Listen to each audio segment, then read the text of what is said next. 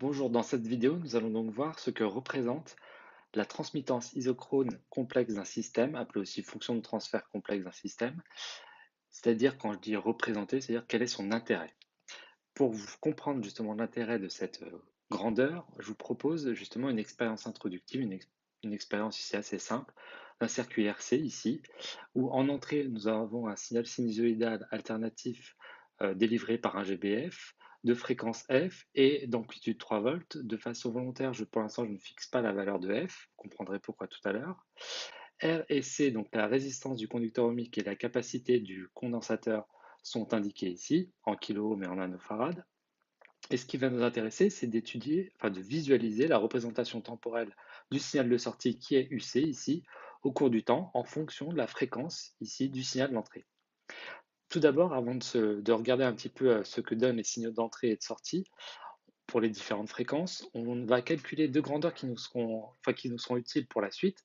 Tout d'abord, tau, hein, la constante de temps du système, qui est égale à R fois C, qui est donc ici, donc R c'est 10 kiloohms, hein, 10,0 kiloohms, donc ça va faire 10,0 fois 10 puissance 3, C c'est 10,0 fois 10 puissance moins 9 farad. Donc en multipliant ces deux grandeurs, on va trouver ici 100 fois 10 puissance moins 6 secondes, que je mets en millisecondes, vous comprendrez pourquoi tout à l'heure, donc 0,100 millisecondes. On va aussi calculer la fréquence de coupure de ce système, qui est 1 sur 2 pitos. Donc il suffit de remplacer un taux ici par 100 fois 10 puissance moins 6 et on trouve environ 1,60 kHz. Voilà ici pour ces deux grandeurs. Premier choix de fréquence du signal d'entrée ici, 200 Hz, et voilà ce qu'on obtient. Le signal vert ici est le signal d'entrée, le signal rouge est le signal de sortie, c'est-à-dire UC. Le signal vert, c'est le signal aux bornes du GBF, qui ne va pas changer à la fréquence près ici au cours d'expérience. Première chose qu'on doit observer, c'est que si on regarde dans cette zone-là du graphe, on a la sensation que le motif du signal vert et le motif du signal rouge ont la même durée, donc la même période, et donc la même fréquence. Si on regarde au début du graphe, ici, de la représentation temporelle, ce n'est pas tout à fait exact, car ici, si vous regardez dans cette zone, le signal rouge, donc le signal de sortie, n'a pas tout à fait la même forme que le signal vert, donc le signal d'entrée. En fait, on observe ici ce qu'on appelle le régime transitoire, et ce régime transitoire, en fait, sa durée caractéristique, eh bien, c'est ce qu'on avait caractérisé par delta t 5%, c'est-à-dire 3 fois tau. Ici, 3 fois 0,100 millisecondes, c'est-à-dire 0,300 millisecondes. C'est-à-dire que si ici, la délimitation du régime transitoire, de la durée du régime transitoire, ça donnerait quelque chose comme ça, hein. C'est ça, hein. Ici je suis à 0,2, là à 0,4, donc au milieu à 0,3. Ici, on observe le régime transitoire du système. Et ensuite, justement, une fois qu'en fait le signal rouge a la même fréquence que le signal vert, c'est-à-dire que le signal de sortie a la même fréquence que le signal d'entrée, on est dans ce qu'on appelle le régime sinusoïdal forcé, appelé aussi régime permanent. D'ailleurs, ça sera le cas, hein, pour la suite de nos études, enfin de notre étude, pardon, on sera toujours en régime sinusoïdal forcé.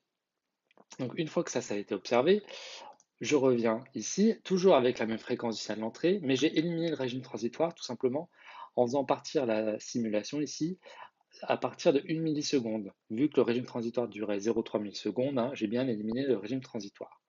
Et qu'est-ce qu'on observe ici? Eh bien, que le signal de sortie, donc en rouge, hein, a bien la même fréquence que le signal d'entrée, a quasiment la même amplitude que le signal d'entrée, donc 3 volts, et est légèrement déphasé, hein, ici par rapport au signal d'entrée. Donc le signal de sortie est légèrement déphasé par rapport au signal d'entrée. D'ailleurs, ce signal de sortie en rouge est-il en avance ou en retard par rapport au signal d'entrée, qui est la référence ici à un signal d'entrée? Eh bien, il suffit de constater par exemple que le signal de sortie atteint les 0 volts ici, hein, après le signal d'entrée. Donc le signal de sortie, eh bien, on est en retard par rapport au signal de l'entrée, ce qui veut dire que le déphasage, hein, du signal de sortie par rapport au signal d'entrée est négatif. Donc le signal de sortie est en retard par rapport au signal d'entrée. Maintenant, pour une fréquence de 1000 Hz, donc qui est toujours en dessous de la fréquence de coupure, hein, je précise, le signal d'entrée a toujours une amplitude de 3 volts. On constate que l'amplitude du signal de sortie a diminué. Ici, on est environ à 2,5 volts. Et que le déphasage du signal de sortie par rapport au signal d'entrée est toujours négatif. Le signal de sortie est toujours en retard par rapport au signal d'entrée. Et il a augmenté en valeur absolue, c'est-à-dire qu'en fait, il a diminué, hein. En fait, la grandeur phi devient de plus en plus faible. Ensuite, est-ce qu'il y a autre chose à observer? Pour l'instant, non. Je continue maintenant avec une nouvelle fréquence ici de 5000 Hz.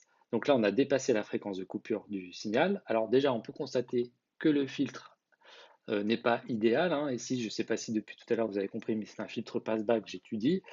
Si le filtre était idéal, on devrait avoir un signal de sortie dont l'amplitude est nulle, ce qui n'est pas le cas ici. D'ailleurs, son amplitude à ce signal de sortie, c'est environ 0,9 volts. On constate que le signal de sortie est toujours en retard par rapport au signal d'entrée et que ce déphasage continue de diminuer. Il est de plus en plus en retard en fait. Et enfin, maintenant pour une fréquence encore plus élevée, donc 20 kHz, on constate que l'amplitude du signal de sortie est de plus en plus faible. Ici, on est autour de 0, allez, un peu plus de 0,2 volts, hein, et le déphasage ici est de plus en plus faible, hein. On a un signal là de sortie qui est quasiment en quadrature de phase par rapport au signal d'entrée. Donc qu'est-ce qu'on peut conclure de tout ça? Eh bien, déjà, que l'amplitude UM du signal de sortie dépend de quelle grandeur? Eh bien, de la fréquence du signal d'entrée. Deuxième chose qu'on observe, c'est que le déphasage du signal de sortie par rapport au signal d'entrée dépend aussi de cette fréquence du signal d'entrée. Du coup, il existe deux fonctions mathématiques de UM par rapport à F et de Phi par rapport à F, c'est-à-dire UM en fonction de F, la fréquence du signal d'entrée, et Phi en fonction de F, la fréquence du signal d'entrée. C'est ce qu'on vient d'observer en fait, hein, c'est que du coup, UM, l'amplitude du signal de sortie, dépend de la fréquence du signal d'entrée, et phi, le déphasage du signal de sortie par rapport au signal d'entrée, dépend de cette fréquence. Du coup, nous, on verra, vous verrez pourquoi plus tard, mais on utilise plus souvent la grandeur pulsation, donc oméga égale 2πf, ici je vous rappelle, hein, du signal d'entrée plutôt que sa fréquence. Du coup, on ne va pas étudier les fonctions UM en fonction de la fréquence souvent, mais c'est plutôt UM en fonction de oméga, la pulsation du signal d'entrée, et phi en fonction de oméga, la pulsation du signal d'entrée. Mais si vous réfléchissez, ça revient au même, hein, parce que quand on est à haute fréquence, finalement, on sera aussi à haute pulsation, et à basse fréquence, on sera aussi à basse pulsation.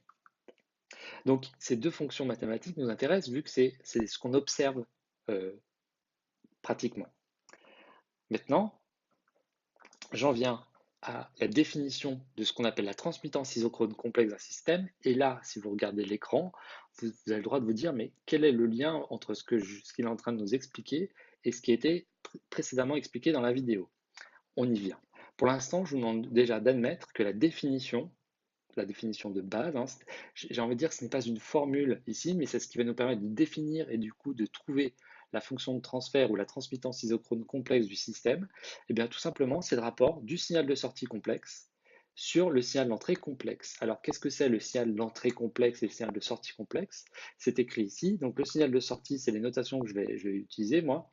Donc ce sera UM fois l'exponentielle complexe, donc J oméga t plus phi. Et le signal d'entrée, ça sera donc son amplitude E fois l'exponentielle J oméga t. Donc on constate que E a une phase à l'origine qui est prise nulle. Phi, donc c'est le déphasage du signal de sortie par rapport au signal d'entrée. Et en fait, ces nombres complexes, si on reprend la partie réelle de ces nombres complexes, on retrouve l'expression de E de t et de S de t avec les cosinus oméga t et les cosinus oméga t plus phi ici. Maintenant que ça c'est dit, donc ça c'est la définition de la fonction de transfert ou de la transmittance isochrone complexe.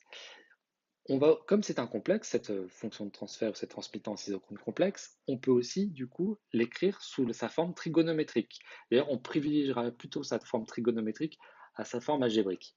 Je vous rappelle une chose, hein, qu'est-ce qu'une forme trigonométrique d'un nombre complexe? Eh bien, tout simplement, c'est de la mettre sous la forme d'exponentielle j quelque chose.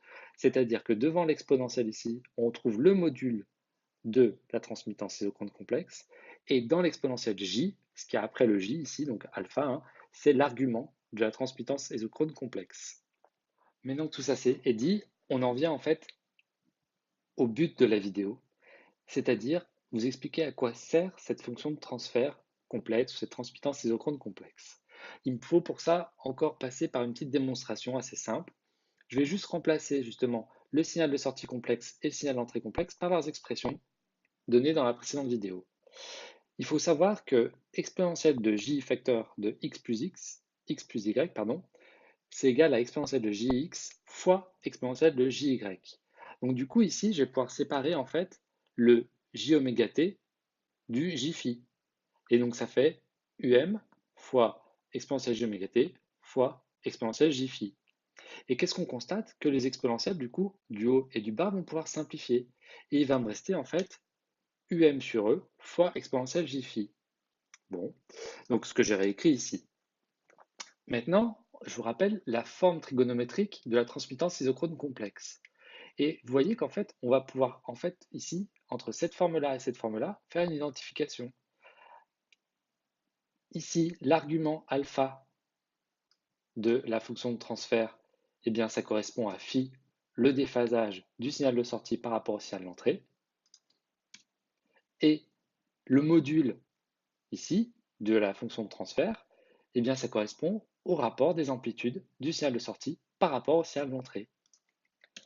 Et si vous réfléchissez, depuis tout à l'heure, de quoi je vous parle de phi, qui dépend justement de oméga, de la pulsation du signal d'entrée, et UM, qui dépend aussi de la pulsation du signal d'entrée. C'est d'ailleurs pour ça que, en fait, si on regarde par exemple cette expression-là, on dit, tiens, c'est bizarre, pourquoi la transmittance isochrone complexe, c'est une fonction d'oméga, alors qu'ici, il n'y a aucun oméga. En fait, phi est une fonction d'oméga, et UM est une fonction aussi d'oméga. Donc forcément, H, c'est une fonction d'oméga ici. Donc, pour en terminer sur cette vidéo, il faut retenir ça. En fait, à quoi sert cette fonction de transfert complexe ou cette transmittance isochrone complexe? Eh bien, tout d'abord, son module, ça correspond au rapport de l'amplitude de la tension de sortie UM sur l'amplitude de la tension d'entrée E pour une pulsation étudiée. Et son argument, ça correspond au déphasage du signal de sortie par rapport au signal d'entrée, ce que j'ai appelé donc phi. Et du coup, si on connaît l'expression de H ici, donc de la transmittance isochrone complexe, eh bien, on peut facilement obtenir son module et son argument. Donc, en fait, obtenir quoi? Le déphasage et le rapport des amplitudes en fonction de oméga. Pour ceux qui se posent la question, mais pourquoi on a besoin de connaître cette transmittance isochrone complexe en théorie? Eh bien, parce que si vous réfléchissez un petit peu, il faudrait faire un nombre d'acquisitions très important, voire infini, pour avoir en fait la réponse du système pour chaque pulsation du signal d'entrée. Ici, de connaître l'expression littérale de cette transmittance isochrone complexe en fonction de oméga, et bien du coup, ça nous permet justement de connaître la réponse en pulsation ici pour chaque pulsation du signal d'entrée.